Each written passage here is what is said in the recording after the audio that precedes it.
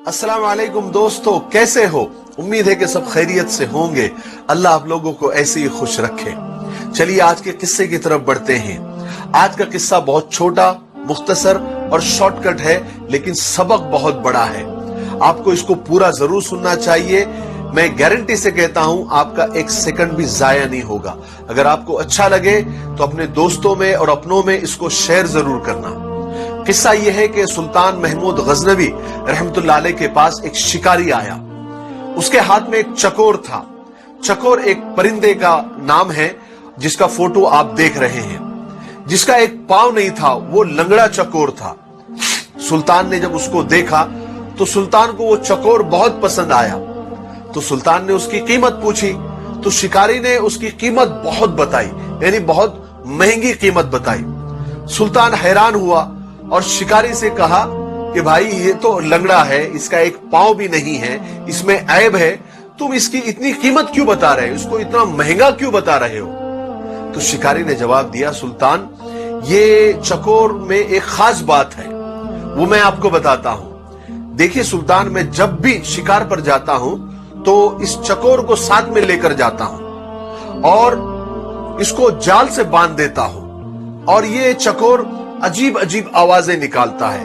कभी रोने की आवाज, कभी हंसने की आवाज, कभी गम की आवाज, कभी दर्द भरे आवाज। तो इसकी आवाजें सुनकर ये अपने साथी चकोरों को बुलाता है, अपने कौम के चकोरों को बुलाता है, और इसकी अलग अलग आवाजें सुनकर बहुत सारे चकोर इसके पास आ जाते हैं और जाल में फंस जाते हैं। और फिर मैं उन चकोरों को पकड़ लेता हूं, उनको बेचता हूं, और इसकी इसी टैलेंट की वजह से मैंने बहुत सारे पैसे कमाए हैं, बहुत सारे चकोरों को फंसाया है, तो इसमें यह टैलेंट है। जब सुल्तान ने यह बात सुनी तो मुंह मांगी कीमत देकर उस चकोर को खरीद लिया, और जैसे ही खरीदा ऑन द स्पॉट वहीं पर उस चकोर को जुबाह कर दिया, उसके टुकड़े टुकड़े कर दिए। सब लोग हैरान, दरबारी हैरान, शिकारी हैरान।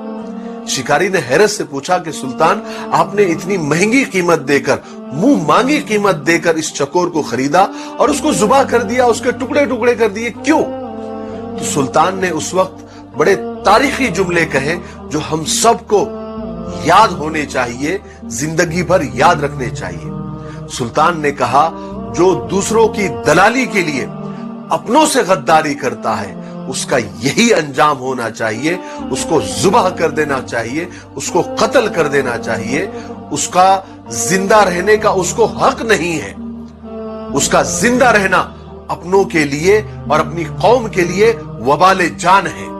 बेशक हमारे अंदर, हमारी कौम के अंदर, हमारे खानदान के अंदर ऐसे कुछ दलाल होते हैं जो होते तो अपने हैं मगर दलाली दूसरों की करते हैं, दलाली दुश्मनों की करते हैं, दलाली गैरों की करते हैं, और अपने ही कौम को और अपने ही खानदान के लोगों को दुश्मनों के हाथ फंसवा देते हैं, दुश्मनों के हाथ बिकवा देते हैं।